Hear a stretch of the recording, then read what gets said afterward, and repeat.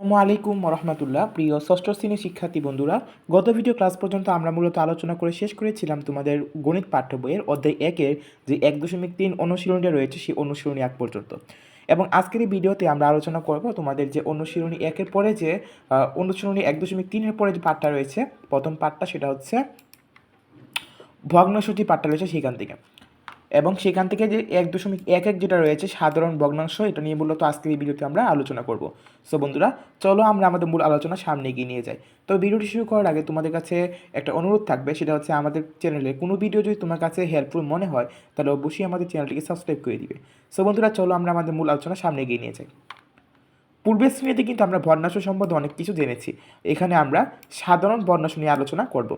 সাধারণ ভগ্নাংশ হচ্ছে 3 প্রকার: প্রকৃত ভগ্নাংশ, অপ্রকৃত ভগ্নাংশ এবং মিশ্র ভগ্নাংশ, তাই না?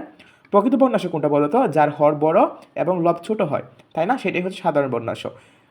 প্রকৃত ভগ্নাংশ হবে এই যে দেখো এখানে এই কথাটি বলা হয়েছে, লব কিন্তু হর থেকে ছোট, তাই এটি একটি প্রকৃত ভগ্নাংশ হবে।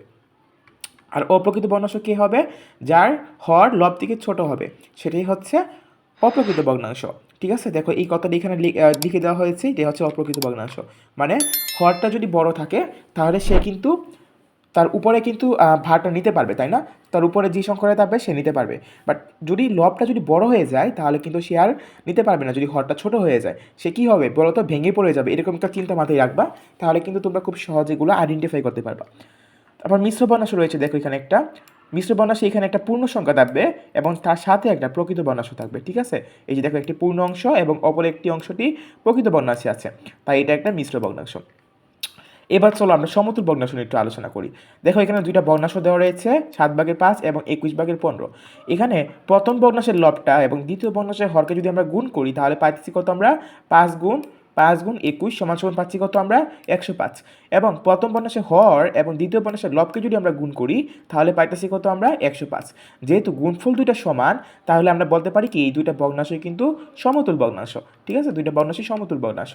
আবার আমরা যদি হিসাব করি, দেখো এই যে আমরা যদি 3 দ্বারা গুণ করি দুইটাকেই, 3 দ্বারা আমি 15/21/15 আমরা 3 দ্বারা গুণ করব এবং 7/5কে আমরা যদি 3 দ্বারা ভাগ করি, ঠিক আছে, হিসাব কিন্তু একটাই আসতেছে।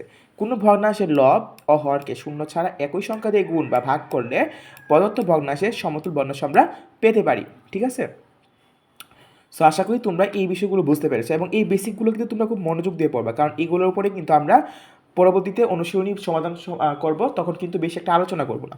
ঠিক আছে, আশা করি তোমরা বুঝতে পেরেছো। সো এখানে তোমরা একটা জিনিস খেয়াল করবা, সেটা হইতেছে এখানে একটা উদাহরণ রয়েছে। উদাহরণে বলা হয়েছে এখানে একটা ভগ্নাংশ রয়েছে, এটা একটা মিশ্র ভগ্নাংশ, কারণ এখানে একটা পূর্ণ অংশ আছে, পূর্ণ সংখ্যা আছে এবং একটা প্রকৃত ভগ্নাংশ আছে। আমাকে বলা হয়েছে মিশ্র ভগ্নাংশকে আমাদের সাধারণ ভগ্নাংশে প্রকাশ করতে হবে। সো দেখো 2/5 এটাকে আমরা সাধারণ ভগ্নাংশে কীভাবে প্রকাশ করব? এখানে দেখো একটা সূত্র আছে, এখানে একটা সূত্র আছে, একটা খেয়াল করবে সূত্রটা। এটা হচ্ছে পূর্ণ সংখ্যা যেটা রয়েছে, এই যে পূর্ণ সংখ্যা 2, এটার সাথে আমরা কী করব? হরকে গুণ করে দিব এবং হরকে গুণ করার পর গুণফল যত আসবে তাটা আমরা কী করব? যোগ করে দিব। ঠিক আছে, যোগ করে দিব। তারপর যত আসবে সেটাই বলবে লবে এবং হরের মধ্যেই থাকবে। এই সূত্রটা তোমরা খেয়াল রাখবা।